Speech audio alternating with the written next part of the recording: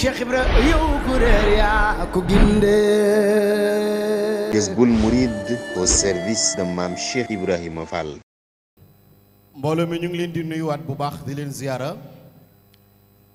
di leen jaajëfal fas yéene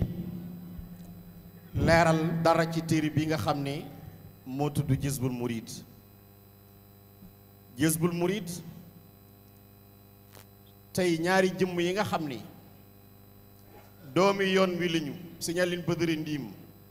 Sëriñ Mamour Ndaw Baye Fall tudde seen émission bi tudd Jazboul Mouride dox ci ay at ba mu mat fukki at ci ren amul njuumte amul jamaj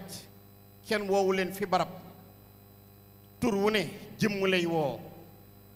téere bi lu wér la lu am la tur woowu ñu tudde Jazboul Mouride ba sëti maam Cheikh Ibrahima Fall yi tudde seen bopp mbooloo di ay jëfkat di saadex tudde seen bopp Jazboul Mouride téere bi lu wér la jëmm ji taxaw di Baye Demba Sow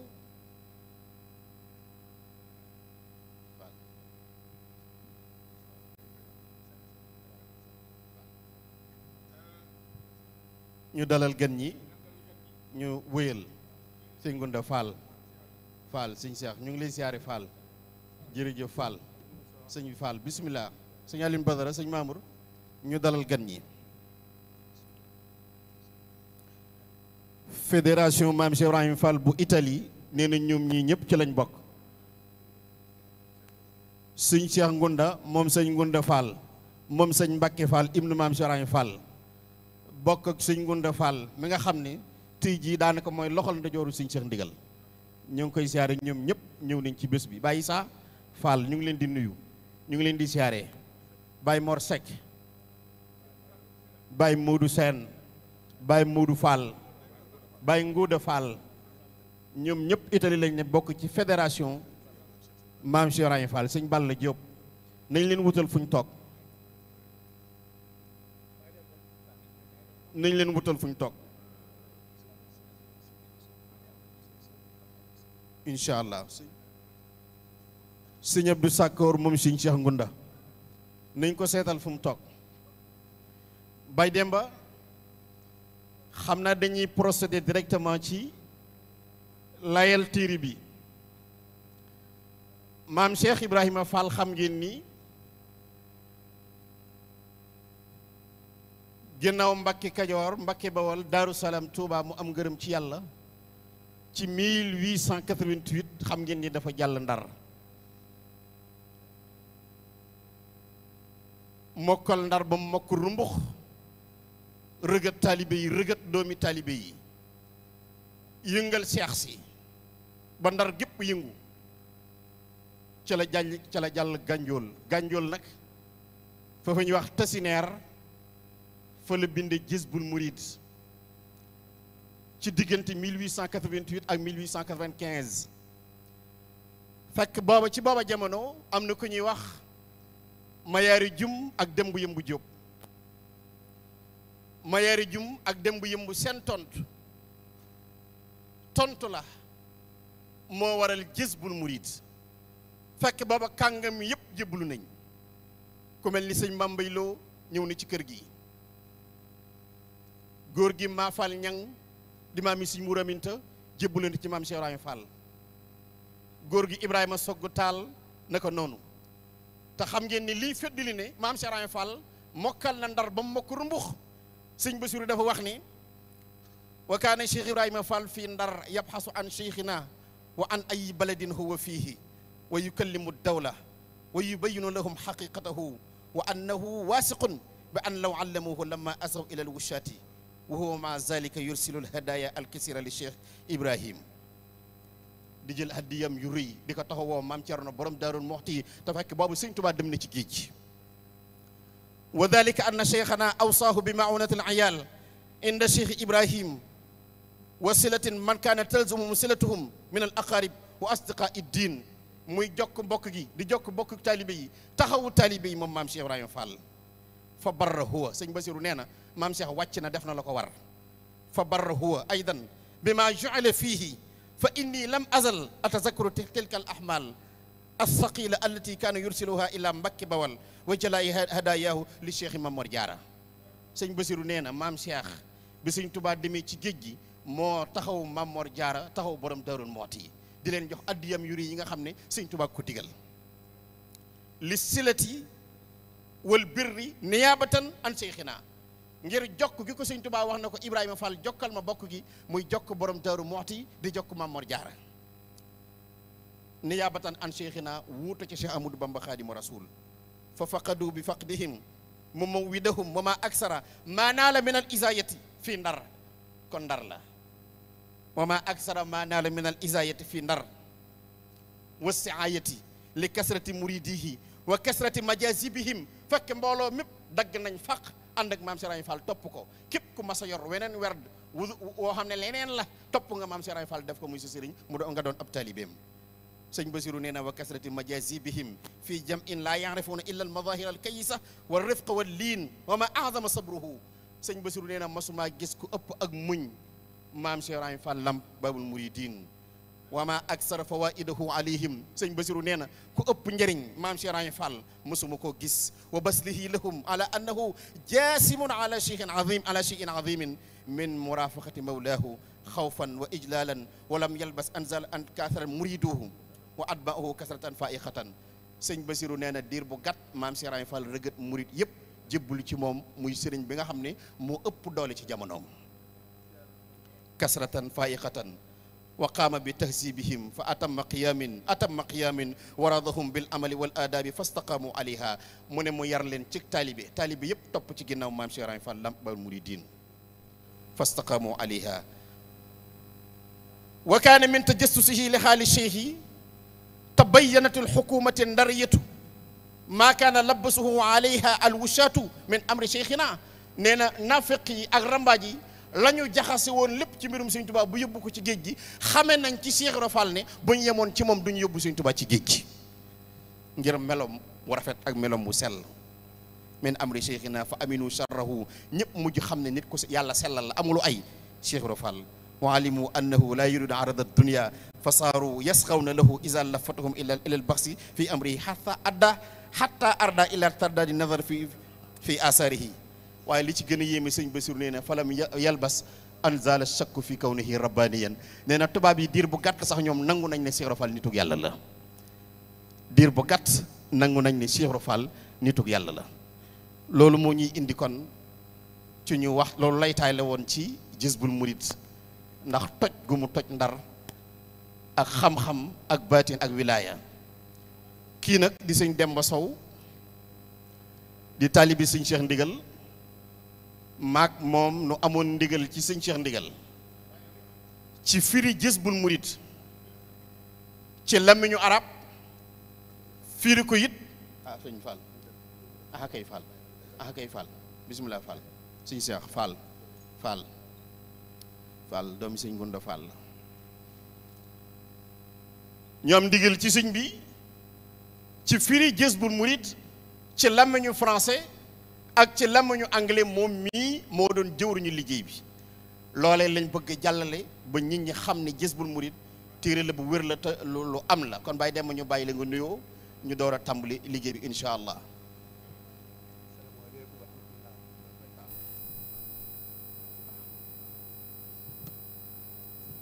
asalaamaaleykum wa rahmatullahi taala wa barakaatuhu. ñu ngi nuyu mbooloom ñi fi ñëw fii ci bisu Jazbul Murid sëñ Mamour Ndaw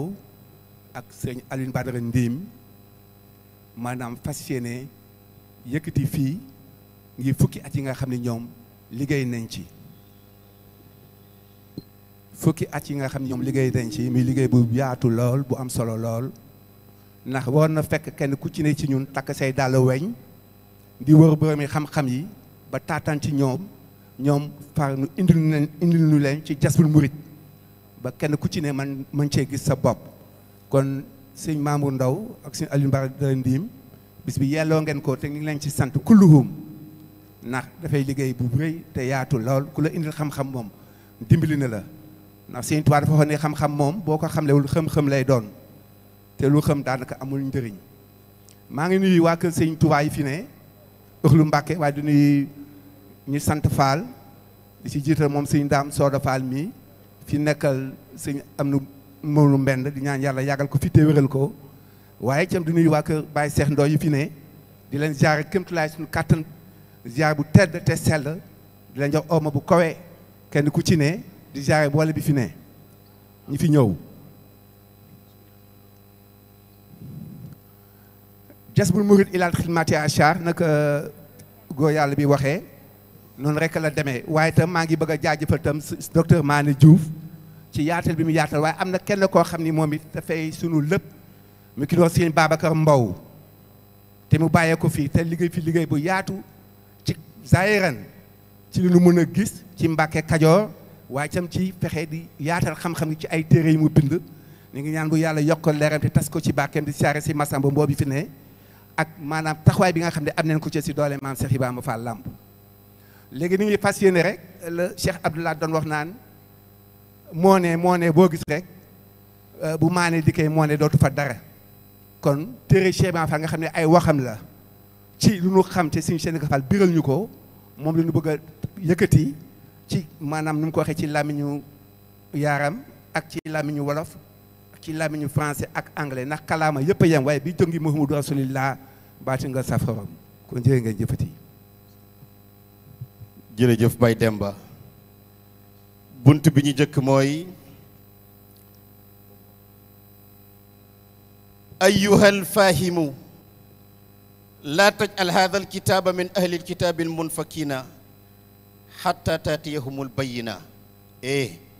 maam Cheikh nee na yow muy dégg di borom xel bul def téere bii comme téere yi nga xam ne mooy ñooñ ahlul kitab ñi yàlla joxoon ab téere ñu dajji ko wala nga ne li mu jóge ci Cheikh Rofal moo tax ma di ko weddi maam Cheikh nee na bul def noona in lam yakun min allahi yakun mimman ya'muru bil ma'ruf sama téere bii bu jógewul ci yàlla itam jàppal ne mu ngi jóge ci waa ji dégli lu baax ngir jëmm yàlla wa in lam yakun min allahi yakun jaasiban lil muridin ilal ashyaax nee na téere bi bu jógewul ci yàlla it day rëgët xoli murid yi ngir jëmaleen ci ñu liggéeyal sëriñ si wa anta lam tasxiril muridin maam Cheikh nee na bu leen reetaan murid yi Baay Faal yi seen cëfër ji ñu nekk ak mbubb dabb daaxe yi baa nga di leen seen ci wenn melokaan mi maam Cheikh nee na bu leen kenn ree li annahum lam yuridu illa wajhallahi tabaraka wa taala nee na Baay Faal yi melokaan wii ñu amee bëgg jëmm yàlla moo waral seen melokaan yi wa xidmata rasulihi sallallahu alayhi wa sallam ak liggéeyal muhammadu rasulullahi sallallahu alayhi wa sallam nee na lii moo waral meloo Baay Faal yi ci ak tumuranke allazi mada te rasulullahi wéy na li anna dayna tuqda bil warasati wa in odima fa sadaquhu mu baaxun maam Cheikh nee na bor ku ko amel nit ba mu faatu da nga koy jox way dono ya nee na doxaat rasulullahi bor boo ko amel wéy na si Ahmadou Bamba Khadimu Rasul moo donn rasulullahi sallallahu alayhi wa sallam. Ô vous, oui les croyants, vous qui êtes dotés de raison, ne soyez pas comme les infidèles parmi les gens du livre, ainsi que les associateurs qui ouvriraient ce livre et y verraient la vérité, et malgré tout refuseraient toujours de croire. Les infidèles parmi les gens du livre, ainsi que les associateurs ne cesseront pas de mécroire jusqu'à ce que leur vienne la preuve évidente. Sourate Al-Bayna, la preuve. Si ce livre ne vient pas de Dieu, il vient de ceux qui préconisent le bien. Si ce livre n'est pas de Dieu, c'est une exhortation au mérite pour se mettre au service des saints. Ô vous qui m'écoutez, ne vous moquez pas des mourides qui ne disent rien en dehors de ce qui plaît à Dieu, le Très-Haut, et qui se sont engagés au service du prophète Mohammed, paix et salut sur lui. Puisque le prophète a quitté cette vie, la dette que vous lui devez doit être remise à ses héritiers. O you who are endowed with reason, do not be like the infidels among the people of the book and the idolaters who would open this book and see the truth in it and still refuse to believe.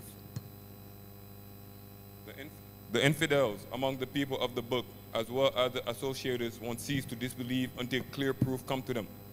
Surah 98, the clear proof. If this book does not come from God, it comes from those who advocate good.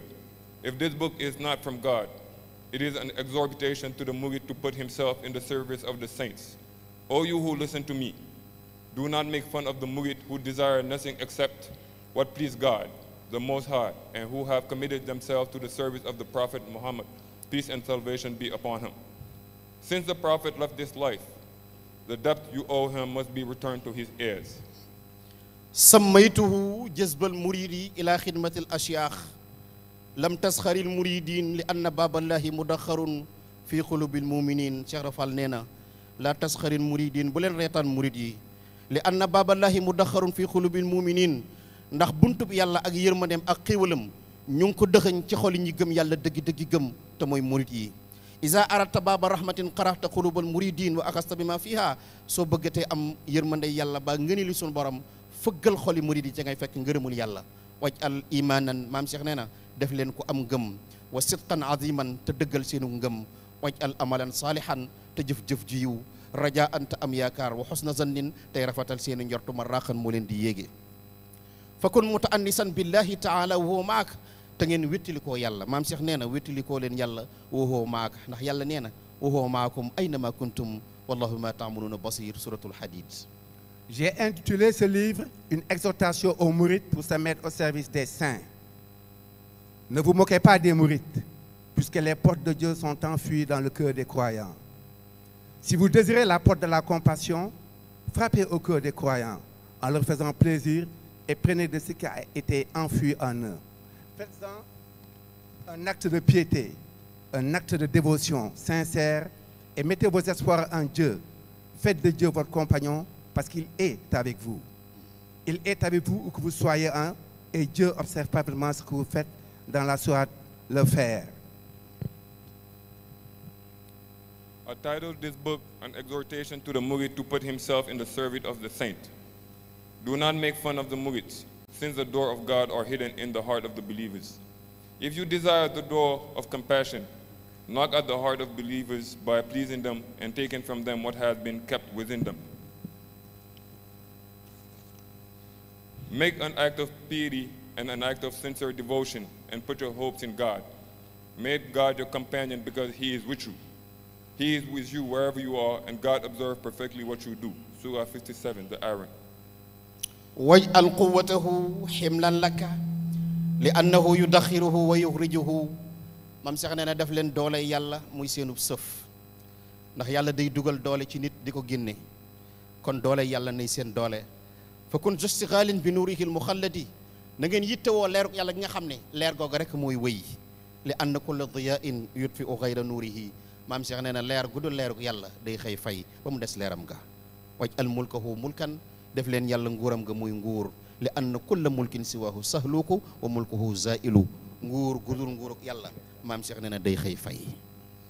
Portez le pouvoir de Dieu comme votre charge, puisque Dieu ne rétribuera pas vos actions dans ce monde ici-bas, mais demain au jour du jugement. Soyez à la quête de la lumière divine qui est éternelle, car toute autre lumière en dehors de la sienne périra.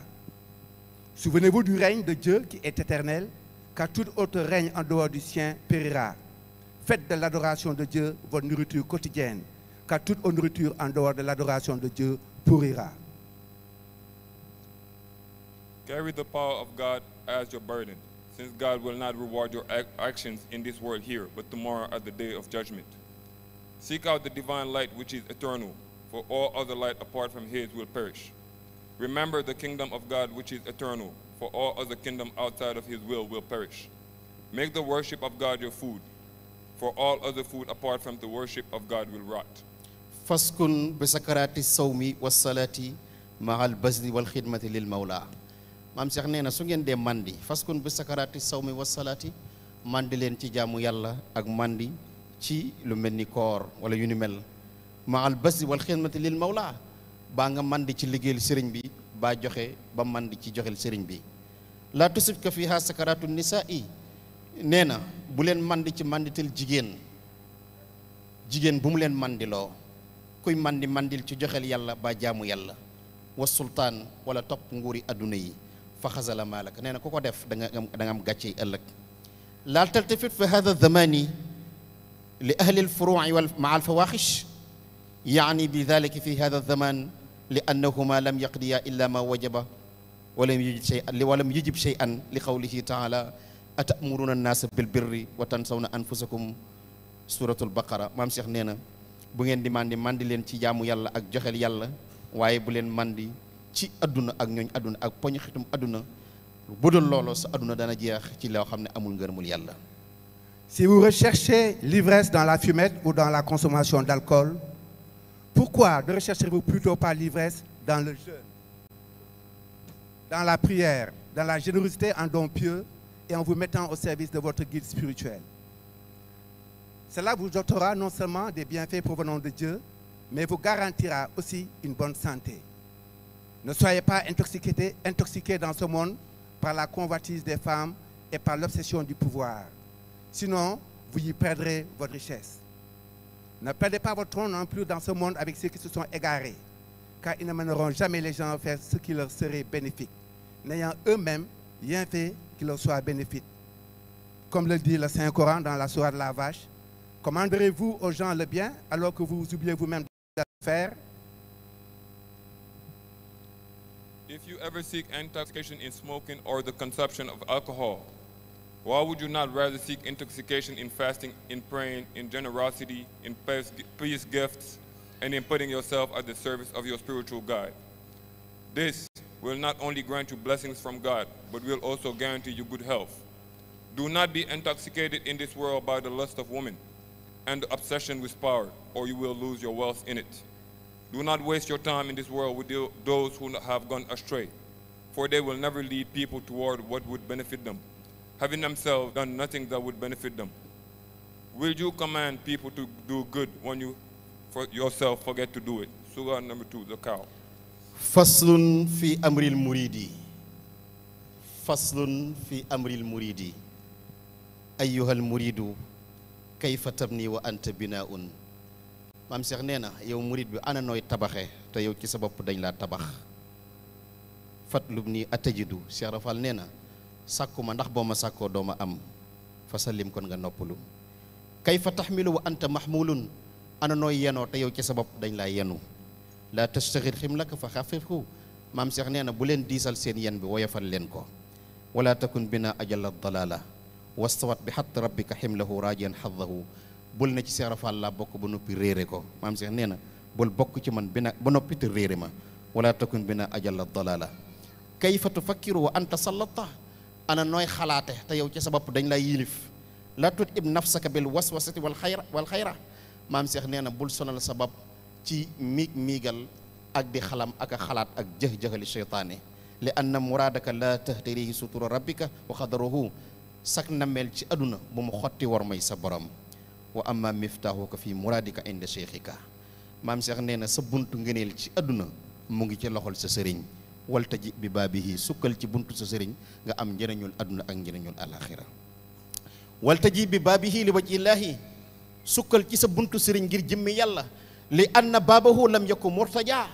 ndax buntu yàlla masta tëjee maam Cheikh nee na watlu barakatan li qawlihi azza wa jalla la fatahnaa alayhim barakatin min as-samaa'i wal ardi bil matari misla al malaikati wal anbiya. su ngeen gëmoon dëggi gëm danaa leen ubbil ay buntu ngeeneel ci asamaani juróom-ñaar ak suufi juróom-ñaar. Ô mouride, comment pouvez-vous construire alors que vous avez été vous-même créé et façonné par Dieu? Venez à moi, ainsi vous atteindrez la félicité. Pourquoi porterez-vous un fardeau alors que vous êtes vous-même porté comme un fardeau? Ne croyez pas sous le poids d'une lourde charge. Déchargez-vous de votre fardeau. Ne vous en préoccupez pas. Croyez à l'expiation de vos péchés de la part de votre Seigneur. Pourquoi vous faire des soucis alors que vous êtes entre les mains d'un guide spirituel? Pourquoi devriez-vous vous nourrir de pensées vaines et obscures? Sachez que vos espoirs ne sont pas en dehors du voile d'honneur et des décrets de votre Seigneur. Les clés de vos aspirations sont entre les mains de votre guide spirituel. Adossez-vous à la porte pour l'amour de Dieu. Adossez-vous à sa porte pour l'amour de Dieu. La porte de Dieu ne s'est jamais fermée. Cherchez sa bénédiction par la foi et la piété, tel qu'il nous l'a enseigné dans le Coran. Si les habitants des cités auraient cru et avaient été pieux, nous leur aurions certainement accordé des bénédictions du ciel et de la terre. O Murid, how can you build when you yourself have been created and shaped by God? Come to me, thus you will attain bliss. Why will you carry a burden when you yourself are carried as a burden? Do not bend under the weight of a heavy load. Unload your burden. Don't worry about it. Believe in the atonement of your sins from your Lord. Why worry when you are in the hand of a spiritual guide? Why should you feed on vain and obscure thoughts? Know that your hopes are not outside the veil of honor and the decrees of your Lord. The keys to your aspiration are in the hand of your spiritual guide. Lean against his door for God's sake. God's door has never closed. Seek his blessings through faith and godliness as he taught us. If the inhabitants of the city had believed and had been peace, we would certainly have given them blessings of heaven and earth. Surah 7, the heights. لأن باب الله مدخر بقلوب المؤمنين إذا فرحت قلوبهم فرح قلبك إذن لقوله تعالى إن الذين فتنوا المؤمنين والمؤمنات ثم لم يتوبوا فلهم عذاب جهنم ولهم عذاب الحريق بذلك وجب الخدمة والبذل للشيخ مع إطعام المساكين والضعفاء maam Cheikh nee na nañ wattandi ko tooñ ndax sunu borom daa artoo ci tooñ képp ku tooñ ab julit sunu borom dana la yóbbu ëllëg ci safaan ba nee na bizalika ci loolu nag la ware kon alxidmatu wal basl li cheikh di liggéeyal sëriñ bi ak di jox sëñ bi maa it'amil masakin wa duafa maa al quraba ba'da sitril awrati kon fakun za ishtighalin fakun za raghbatin fil mawti wa islaahi daaril aaxirati maam Cheikh nee na na ngeen yittewoo mbirum dee di ko xalaat ak di ko fuglu wa islaahi daaril aaxirati ak lu yéwénal seen kërug ëllëg li anna kulla baytin wa qaryatin la budda lahu min islaahin qabla sukna maam Cheikh nee na kërug ëllëg ba lañ koo mën a dëkke dañ koy defar ba mu sell kon warxab bi ma indallahi wa rasulihi na ngeen xemmam la nekk ci loxol yàlla ak la nekk fa rasulullahi wa dalika la tarahu illa baada al mawt maam Cheikh nee na loolu du ngeen ko gis lu dul ginnaaw dee laa tan sa daaraka maam Cheikh nee na bul fàtte sa kërug ëllëg in nasitahu wajadtahu ramiman maam Cheikh nee na ku fàtte sa kërug ëllëg da nga ko fekk dana ràpp qabla duxulika fiha bala nga caa tabbi amma ribhu xayrin fi qudumihi in kunta za tijaratin fahzarin naara soo day yaxantu baa ngay jënd ka jaay nee na wattandikul safara de bu lakkee sam njaay rek musiba am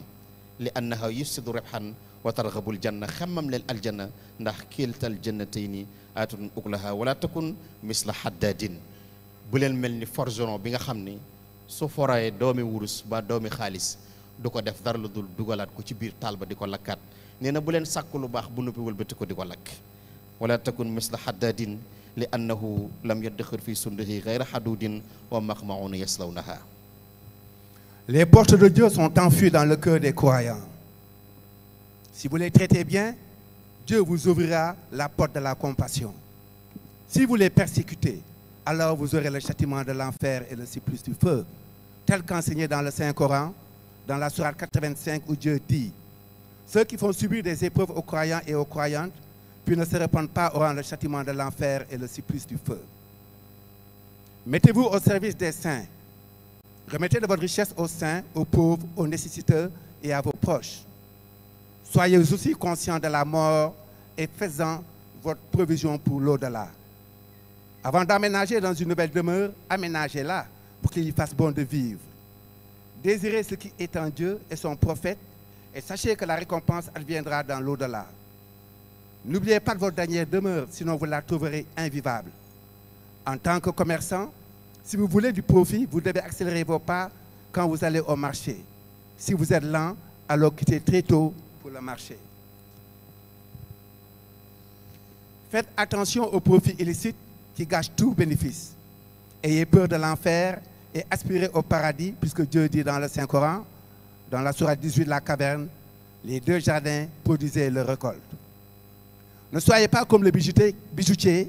qui garde dans sa boîte à outils les débris de métaux précieux, or ou argent, laborieusement obtenus, rien que pour les remettre à la forge. Cher Ibrahim Fall fait allusion aux actions, aux bonnes actions que nous avons eues et de ne pas les laisser gaspiller en vain. The doors of God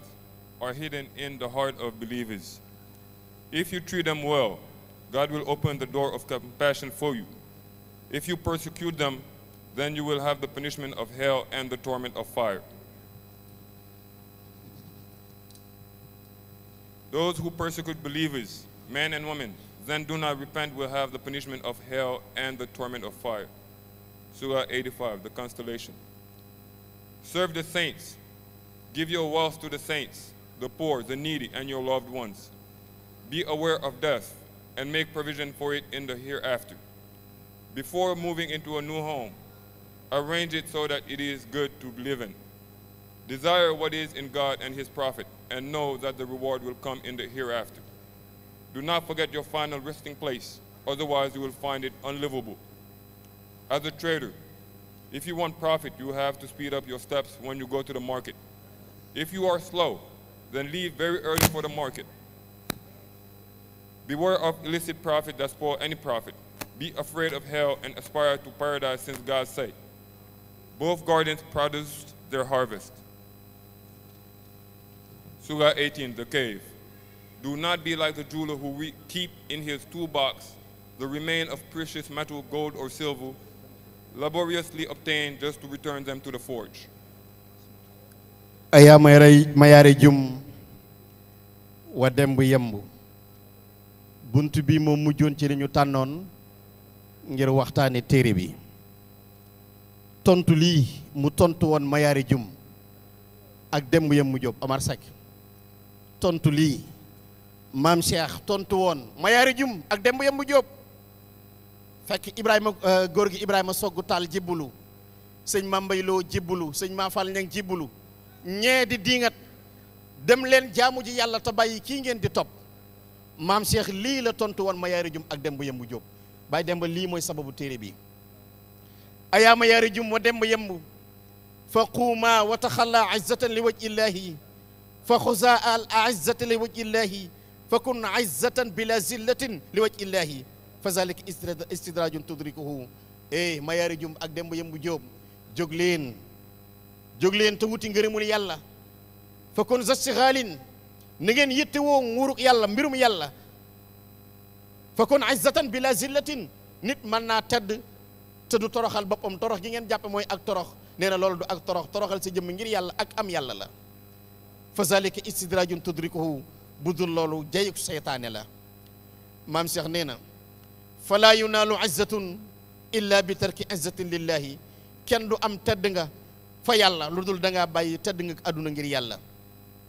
falaa yunaalu raaxatun inda allahi illa bi tarki raaxatin lillahi kenn du am noflaay ci fa sa borom lu dul da ngaa bàyyi noflaayu àdduna ngir jëmmi yàlla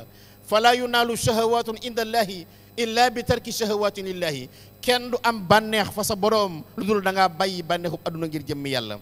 falaa yunaalu jamalun inda allahi illa bi tarki jamali lillahi kenn du amub taar fa yàlla lu dul da ngaa bàyyi taarub àdduna ngir jëmmi yàlla falaa yunaalu ayaalun inda allahi illa bi tarki ayaalin lillahi kenn du am ay doom fa sa boroom lu dul da ngaa bàyyi doomi àdduna ngir jëmmi yàlla falaa yunaalu waladun inda allahi illa bi tarki waladin lillahi kenn du am ay doom fa sa boroom lu dul da ngaa bàyyi doomu àdduna yii ngir jëmmi yàlla falaa yunaalu maalun inda allahi illa bi tarki maalin lillahi kenn du am alal fa sa boroom lu dul da ngaa bàyyi allu àdduna yi ngir jëmmi yàlla falaa yunaaru daaru laaxirati illa bi tarki daari dunya li wajhillahi kenn du am këruk ëllëg lu dul da ngaa bàyyi àdduna mi ngir jëmmi yàlla.